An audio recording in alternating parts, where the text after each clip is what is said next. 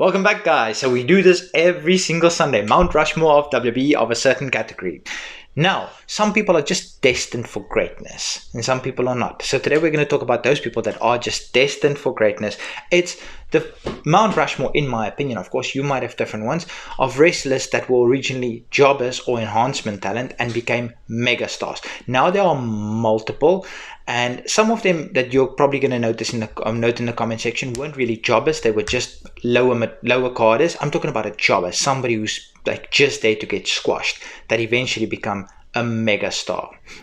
So let's start off with, I had to just throw it in here because the work she's been doing lately, obviously there's some injury concerns and things like that, but it's Liv Morgan. So when she first arrived on NXT, she was literally just called the local competitor, which is the jobberest name. Is jobberest even a word? I have no idea. The jobberiest name, whatever you can possibly think of. Then, of course, she evolved. She became a member of the Riot Squad. She came to the main roster. There was the Bobby Lashley Lana thing that was maybe not so good, but then her team with Dominic Mysterio, everything she did there, the injury, the Liv Morgan revenge tour, everything's just absolutely brilliant now. Love her or hate her, she's doing the work of her life. So she definitely went from local competitor to absolute megastar.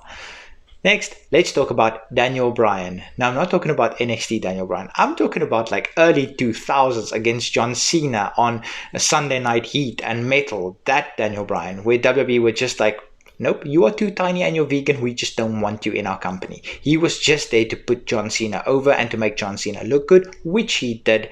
And then obviously NXT Game Show came around and he didn't do so well on there because obviously Wade Barrett was just destined to win. Then he came back, everything happened with B+ player, the Yes Movement, WrestleMania 30, absolute mega star. Next, let's talk about Keith Davis. You don't know who that is? That is Jeff Hardy.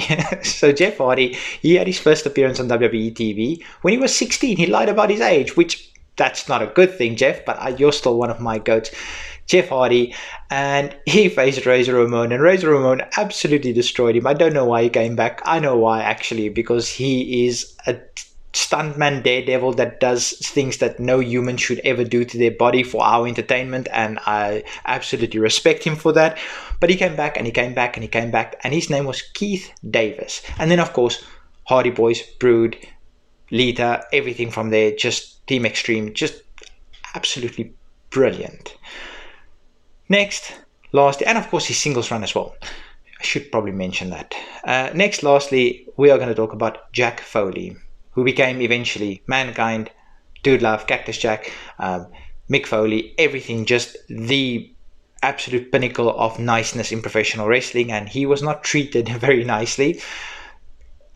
If you've got a good stomach, go back and watch his match as Jack Foley against the British Bulldogs, where he got wrecked, where British Bulldog did a running power slam where he put some heat on that. Dynamite Kid gave him a clothesline that dislocated his jaw, which probably did 1,000 more times in his career, but he got absolutely destroyed.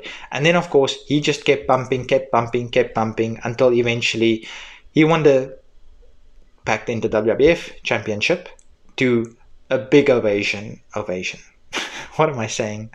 You know exactly what I'm saying. And that was the catalyst for, one of the catalysts at least, for WWE ultimately beating WCW in the Monday Night Wars. So Eric Bischoff went on live on air saying that Mick Foley's on the other channel winning the championship, like that's going to get anybody to switch channel. And just like that, almost 1 million people switched the channel. That's just how beloved Mick Foley or Mankind ultimately was. So he went from Jack Foley getting clotheslined from hell by Dynamite Kid to absolute megastar and one of the most beloved guys in professional wrestling. I hope you guys enjoyed this one. Until next time, peace.